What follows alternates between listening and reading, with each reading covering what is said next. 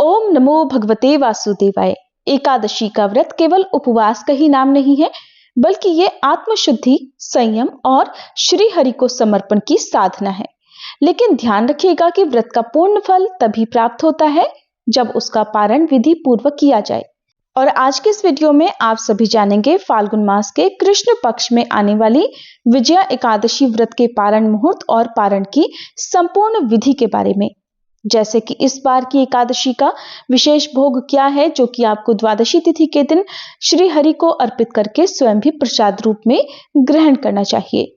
अगर आपको जानकारी पसंद आए तो वीडियो को लाइक जरूर कीजिएगा। इस बार विजया एकादशी का व्रत 13 फरवरी दिन शुक्रवार को रखा जा रहा है और एकादशी तिथि 12 फरवरी दिन गुरुवार को दोपहर 12:22 से शुरू होकर 13 फरवरी दिन शुक्रवार को दोपहर 2:26 पर समाप्त हुई है। द्वादशी तिथि 13 फरवरी शुक्रवार को दोपहर 2:27 से शुरू होगी। इसी के साथ हरिवासर का समय भी शुरू हो जाएगा और 14 फरवरी दिन शनिवार को शाम 4:01 पर द्वादशी तिथि का समापन होगा।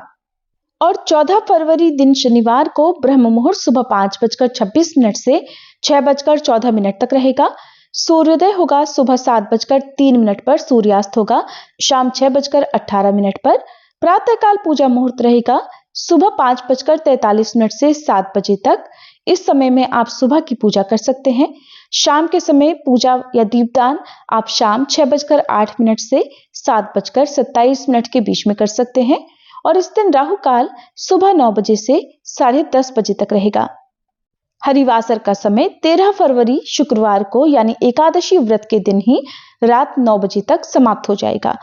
हरिवासर के दौरान आप भगवान के मंत्रों का जाप कर सकते हैं या भगवान से संबंधित कथाओं का श्रवण या पाठ कर सकते हैं, लेकिन भूल कर भी हरिवासर के दौरान व्रत नहीं खोलना चाहिए। और इस बार विजया एकादशी व्रत पारण करने का यानी उपवास खोलने का शुभ मुहूर्त रहने वाला है 14 फरवरी दिन शनिवार को सुबह 7 बजे से लेकर 9:14 तक। इसी शुभ मुहूर्त में ही आपको अपना उपवास खोलना होगा। व्रत खोलने से पहले अपने द्वारा अर्पित पुण्य को भगवान के चरणों में समर्पित करना चाहिए और सुबह प्रातः काल जल्दी उठकर स्नान आदि से निवृत्त होने के बाद हाथ जोड़कर भगवान के सम्मुख ये भाव करें कि हे श्रीमन नारायण, आपकी कृपा से आज मैंने यह विजया एकादशी का पावन व्रत पूर्ण किया है। इस व्रत से प्राप्त समस्त पुण्य मैं आपके चरण कमलों में समर्पित करती हूँ या करता हूँ। आप कृपया कर इसे स्वीकार कर मेरे जीवन के समस्त दोषों का नाश करें और मुझे हर कार्य में विजय प्रदान करें। इसके बाद तुलसी माता की पूजा करें, तुलसी माता में जल अर्पित करें, धूप दीप जलाएं, तुलसी जी की परिक्रमा करें और फिर भगवान श्री हरि को इस बार की एकादशी का विशेष भोग समर्पित करें। और इस बार की एकादशी का विशेष भोग है घृत युक्त मूत्र पिष्ट, यानी कि मिक्सी में आप मूंग की दाल का आटा बना लीजिए और या फिर मूंग की दाल को कुछ घंटे भिगोकर फिर उसे पीसकर उसमें घी और चीनी डालकर पका लीजिए। एक तरह से मूंग की दाल का हलवा ही भी बन जाएगा और उसमें आप तुलसी का पत्ता रखकर भगवान को समर्पित करें। मूत्रपिष्ट के अलावा आप पंचामृत का या फलों के जूस का या फलों का भोग भी भगवान को अर्पित कर सकते हैं। पीले मीठे चावल का भोग भी भगवान को अर्पित किया जा सकता है। और फिर भगवान को अर्पित किए गए भोग में से एक हिस्सा गाय, कुत्ते, पक्षी या चींटियों के लिए निकालकर आपको स्वयं प्रसाद ग्रहण करके व्रत खोलना चाहिए। इस प्रकार से आप एकादशी व्रत का पारण कर सकते हैं।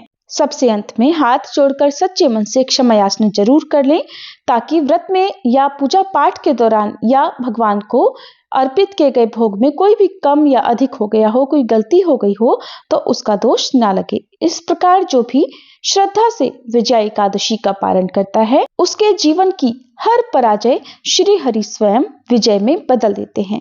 ध्यान रखिएगा, द्वादशी तिथि के दिन किया गया भोजन शुद्ध और सात्विक होना चाहिए। यदि आपका द्वादशी तिथि को कोई अन्य उपवास नहीं है तो आप सात्विक भोजन भी दिन में 2 बार कर सकते हैं।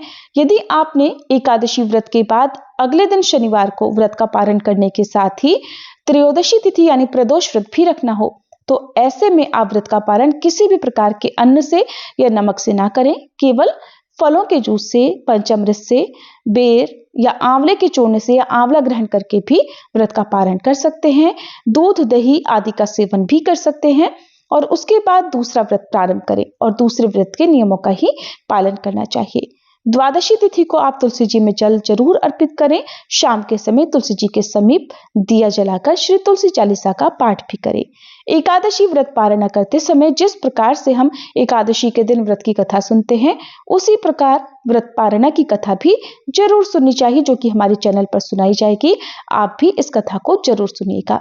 जानकारी पसंद आई हो तो वीडियो को लाइक, शेयर, चैनल को सब्सक्राइब नहीं किया हो तो जरूर कीजिएगा और साथ ही प्रदोष व्रत और महाशिवरात्रि की जानकारी भी आप हमारे चैनल पर देख सकते हैं।